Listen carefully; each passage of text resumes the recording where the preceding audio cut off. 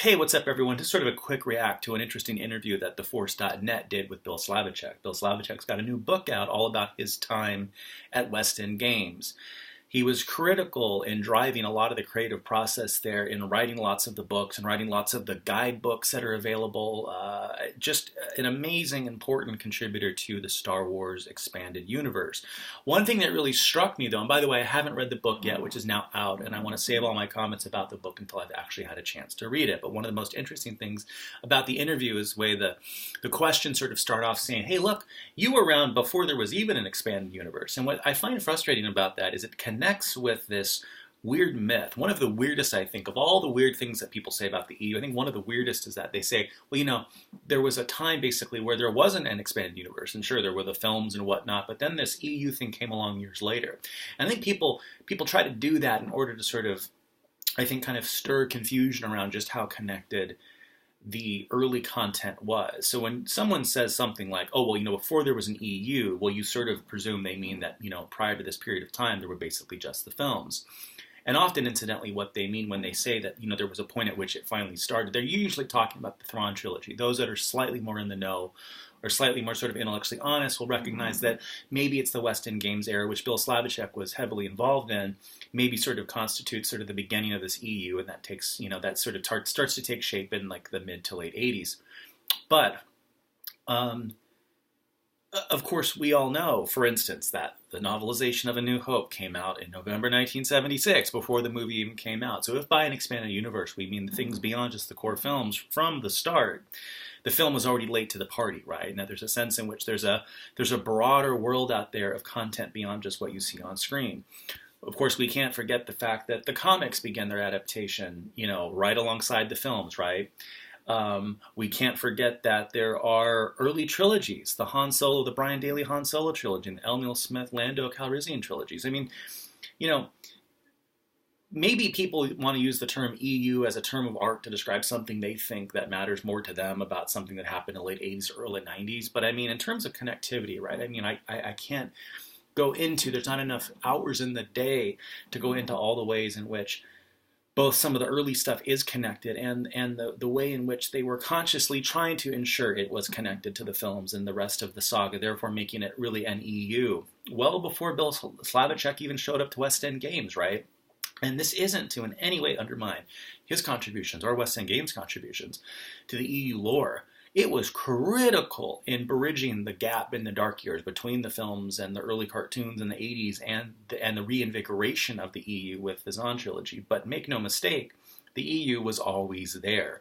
West End Games continued the EU, plugged into the EU, connected with the EU, right? I mean, West End Games is creating source books around those early Brian Daley Han Solo novels, like Han Solo in the Corporate Sector, which is a West End Games a source book you can buy. How can you tell me there wasn't an EU when Bill Slavichek showed up, when West End Games is creating content that at that point is like 10 years old, right? Based on 10 years old books, whatever. And moreover, just to use the Han Solo Brian Daley books as an example, in terms of connectivity, few people seem to remember that those books have an additional subtitle.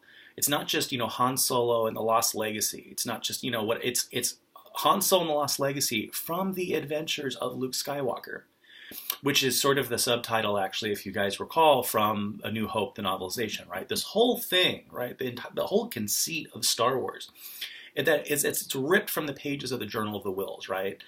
The particular chapter on, the Star Wars, right? From the adventures of Luke Skywalker, right? This is one tiny part. Everything we know about the EU is one tiny part of a much larger sort of set of, pages ripped from the Journal of the Whills. Now, unfortunately, it doesn't seem like we'll ever get to learn much more about the Journal of the Whills. We probably would have in Lucas's, apparently his sequel trilogy that he was talking about doing with Disney post buyout, whatever. We'll never know about that, unfortunately. But that's besides the point. The point is, for goodness sakes, guys, there was an EU all the way at the beginning, even before the damn film came out, okay?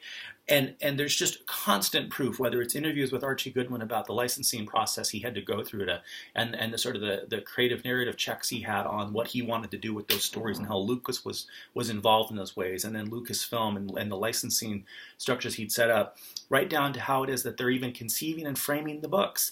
It's Han Solo from the Adventures of Luke Skywalker, right? They're directly connecting to the films, the novelizations of the films. So, I mean, I hate in a way having to do these defending the EU videos and talking about it at all, because I think there's a point at which this many years post decanonization, particularly given some of the successes we've had in trying to sort of see the Legends sort of storyline continued with like continued expansions of Old Republic and Marvel 108, the one-shot set in the Legends timeline, there's a point at which it's like we're starting to see successes, and I don't think we need to constantly now be in a sort of defensive posture. It's like it's time just to recognize some of the good things that are happening and not focus so much on the idiots and the trolls and the haters and the people who spread lies or whatever. But like at the same time, it's like, you guys keep making us say this stuff, right? So when the Force.net, which is like, you know, at least used to be sort of like the paper of record for Star Wars fandom, says things like structured questions in ways that are basically like, hey, Bill Slavichek, you were around before there was even an expanded universe. It's like, why are you going out of your way to drive us crazy? And I recognize that, obviously, as an EU fan, I'm especially sensitive to this stuff, and I get triggered easily when you say dumb things. But why Force.net? Why are you trying to give me a heart attack? So anyway, the point is the expanded universe has been around as long as Star Wars. For goodness sakes, can we at least finally agree on that? In the meantime, I'm excited to check out Bill's book. And I'll put a link to it in the comments here or in the description. It's probably worth checking out. What I hope, to be frank, and this is sort of my pre-review, what I hope about it is that, in some sense, that silly question from Force.net didn't try to sort of meet Bill kind of where he's already at, sort of in his framing of his role in it. I mean, you cannot understate Bill's contributions to the EU, and yet I hope he does not believe that he himself, in some sense, sort of got the EU started. The EU would not be where it is today without Bill Slavichek, make no mistake. But the Force.net in perpetuating this idea that the EU basically didn't exist until like the early 90s or something is just absurd.